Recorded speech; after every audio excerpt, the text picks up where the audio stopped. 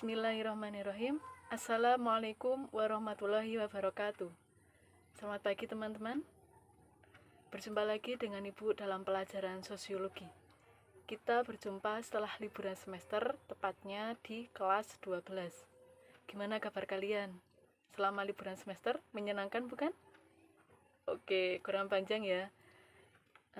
Jadi kita bertemu kembali di ruang virtual karena memang keadaan sekarang itu belum memungkinkan untuk kita bertemu secara tatap muka di kelas seperti itu. Nah, untuk memulai pelajaran kali ini, alangkah lebih baiknya kita berdoa terlebih dahulu sesuai dengan kepercayaan dan agama masing-masing. Berdoa mulai.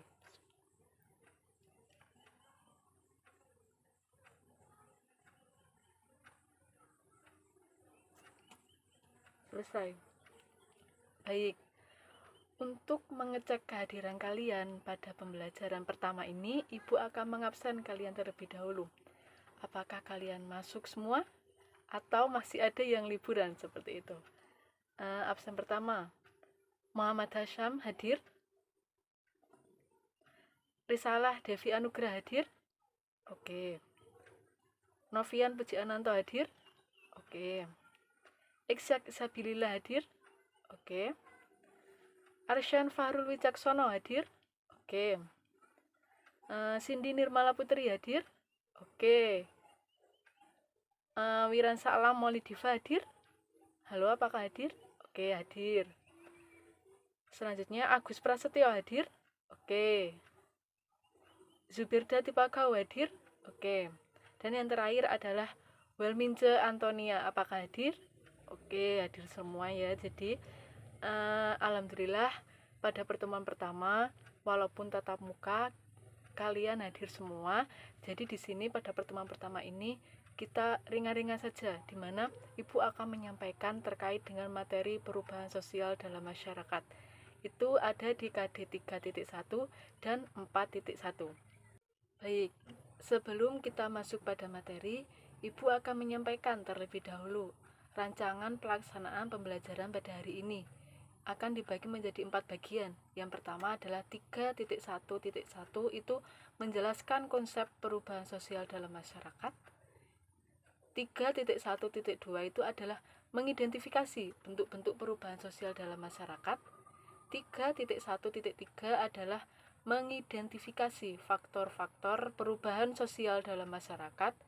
Dan yang terakhir adalah 4.1.1 yaitu menalar berdasarkan pemahaman dan pengamatan dari masyarakat tentang perubahan sosial yang ada di masyarakat seperti itu. 4 bagian ini akan kita diskusikan di ruang virtual ini selama 15 menit ke depan.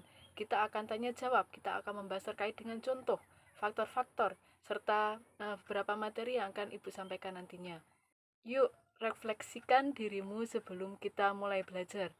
Di sini sebelum kita masuk materi, Ibu akan mengajak kalian untuk merefleksikan diri kalian terlebih dahulu. Yang pertama adalah siapkan pulpen dan alat tulis. Yang kedua adalah Ibu akan bertanya, pernahkah kalian mengalami perubahan sosial? Pertanyaan ketiga adalah, perubahan apa yang kalian alami jika kalian pernah mengalami perubahan sosial?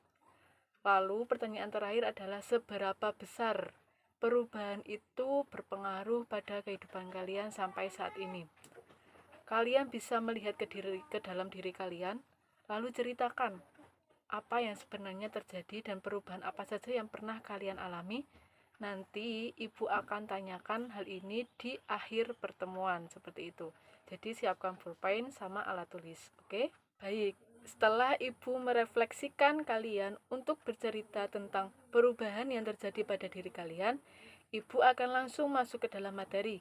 Karena emang waktu kita itu singkat teman-teman. Jadi kita hanya berdiskusi sekitar waktu kurang lebih 15 menit. Ibu akan langsung menyampaikan tujuan pembelajaran yang kita pelajari hari ini, di mana yang pertama adalah peserta didik mampu untuk memahami konsep perubahan sosial. Yang kedua adalah peserta didik mampu untuk mengidentifikasi faktor-faktor perubahan sosial. Serta yang terakhir adalah peserta didik itu mampu untuk memahami jenis-jenis perubahan sosial yang ada di masyarakat. Hakikat perubahan sosial. Di sini Ibu akan bertanya terlebih dahulu.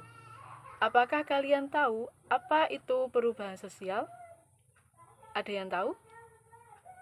Baik, karena emang ini pertemuan pertama, jadi kalian masih agak asing dengan pembelajaran ini.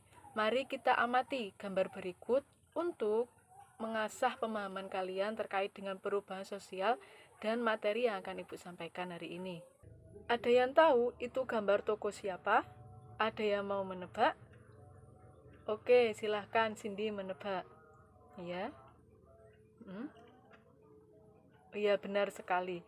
Itu merupakan salah satu tokoh sosiologi yang bernama Selo Soemarjan.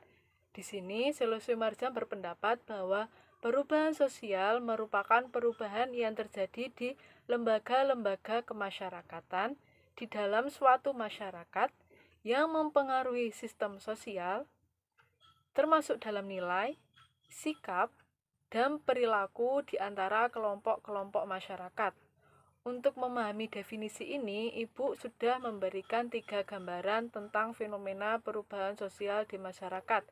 Ada dalam sistem mata pencaharian, ada dalam perkembangan masyarakat, serta ada dalam kehidupan struktur masyarakat. Seperti itu. Kita masuk pada jenis-jenis perubahan sosial dalam masyarakat. Di sini Ibu membagi beberapa jenis perubahan sosial. Yang pertama adalah perubahan cepat dan lambat. Apa itu perubahan cepat? Ya, perubahan yang berlangsung secara cepat dan menyangkut dasar kehidupan masyarakat. Contoh dari perubahan cepat adalah revolusi. Revolusi sendiri di Indonesia contohnya adalah ketika masyarakat berbondong-bondong turun ke jalan untuk melengsarkan pemerintahan Soeharto. Sedangkan perubahan lambat adalah perubahan yang terjadi dalam jangka waktu yang panjang, tidak disadari oleh masyarakat, serta itu perubahannya secara lambat. Contohnya di Indonesia adalah evolusi. Evolusi di sini itu terjadi pada struktur masyarakat Indonesia, di mana dahulunya itu merupakan masyarakat berburu dan meramu, kemudian menjadi masyarakat pertanian, dan sekarang lebih kepada masyarakat industri, seperti itu. Lanjut, pada jenis perubahan selanjutnya adalah perubahan besar dan perubahan kecil. Apa itu perubahan besar? Yaitu perubahan yang memiliki pengaruh yang besar karena merubah lembaga-lembaga masyarakat. Salah satu contoh perubahan besar adalah misal pergantiannya pemerintahan Indonesia, perubahan kurikulum pendidikan, dan lain-lain. Nah, kita masuk pada perubahan kecil, yaitu perubahan yang tidak membawa pengaruh berarti pada masyarakat. Karena biasanya perubahan ini itu terjadi pada diri individu setiap masyarakat. Salah satu contohnya adalah perubahan gaya berpakaian, perubahan jenis rambut, perubahan gaya bicara, seperti itu. Nah, ada satu lagi jenis perubahan sosial dalam masyarakat, yaitu perubahan yang direncanakan dan perubahan yang tidak direncanakan. Apa itu perubahan yang direncanakan? Yaitu suatu perubahan yang telah disusun oleh berbagai pihak tertentu. Perubahan ini memiliki tujuan dan pasti berpengaruh ke masyarakat. Salah satu contohnya adalah perubahan kurikulum di Indonesia, perubahan sistem pemerintahan, pembuatan regulasi pemerintah, dan lain-lain. Yang kedua adalah perubahan yang tidak direncanakan. Kenapa tidak direncanakan? Karena perubahan ini itu di luar dari nalar manusia. Perubahan ini pasti terjadi, tapi manusia tidak bisa mengendalikan. Salah satunya adalah peperangan, bencana alam, gempa bumi, gunung meletus, dan lain-lain. Sampai di sini, apakah kalian sudah paham tentang jenis-jenis perubahan sosial? Ya, terima kasih. Nah, Ibu akan melanjutkan pemahaman kalian tentang jenis-jenis perubahan sosial dengan berdiskusi tentang fenomena perubahan sosial di masyarakat, seperti itu. Tadi Ibu bertanya kepada kalian, apakah kalian sudah paham? Kalian semua menjawab sudah. Di sini Ibu memiliki 2 gambar. Mari kita diskusikan, termasuk dalam apakah gambar perubahan di samping. Ibu akan langsung menunjuk salah satu dari kalian. Silakan Mas Exact berpendapat. ya. Hmm? Hmm. Oke. Oke, terima kasih Mas Iksak. Sebelum Ibu memberikan kejelasan, Ibu akan menunjuk lagi, yaitu Mas Elang. Coba silakan Mas Elang berpendapat, apakah setuju dengan pendapat Mas Iksak atau memiliki pendapat sendiri? Ya, silakan.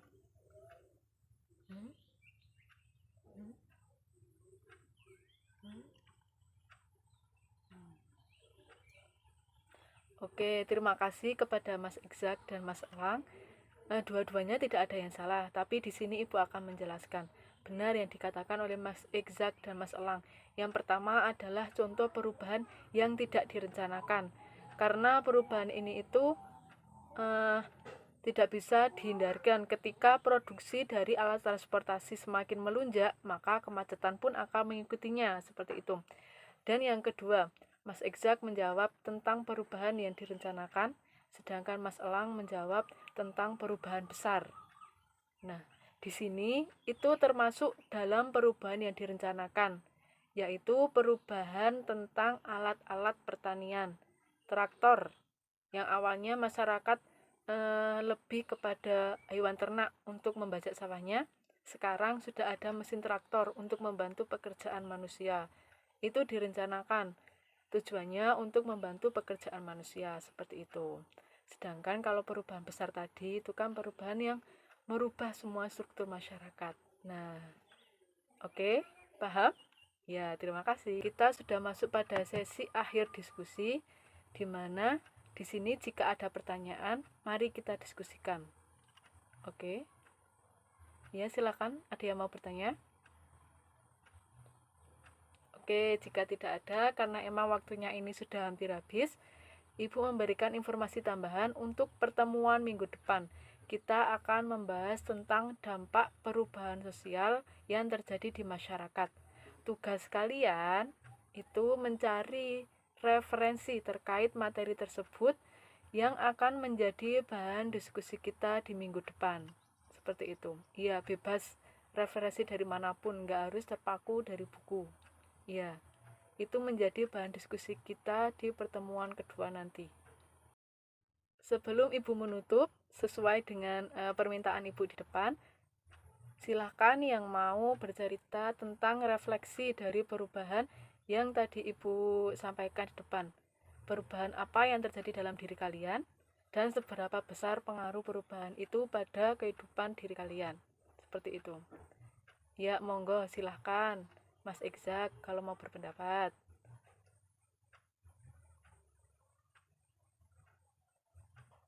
Ya, terima kasih Mas Iksak. Di sini dari apa yang sudah dipaparkan tadi dengan apa yang sudah disampaikan oleh Mas Iksak dan beberapa teman-teman yang sudah memberikan pendapat, itu menjadi kesimpulan dari apa yang Ibu sampaikan. Sebenarnya materi ini itu sangat ringan karena materi ini terjadi dalam kehidupan sehari-hari kalian. Tujuan dari materi ini juga membantu kalian untuk memahami apa saja perubahan dalam diri kalian dan bagaimana kalian menyikapi perubahan tersebut. Karena waktunya sudah habis, kita tutup pertemuan hari ini dengan berdoa. Tetap jaga kesehatan, semangat. Walaupun kita pembelajaran masih dalam ruang virtual, kalian harus tetap semangat. Kalian harus tetap mengikuti pembelajaran sampai akhir. Kita tutup dengan berdoa. Berdoa mulai. Selesai. Sekian dari Ibu. Billahi taufiq wal hidayah. Wassalamualaikum warahmatullahi wabarakatuh. Sampai jumpa.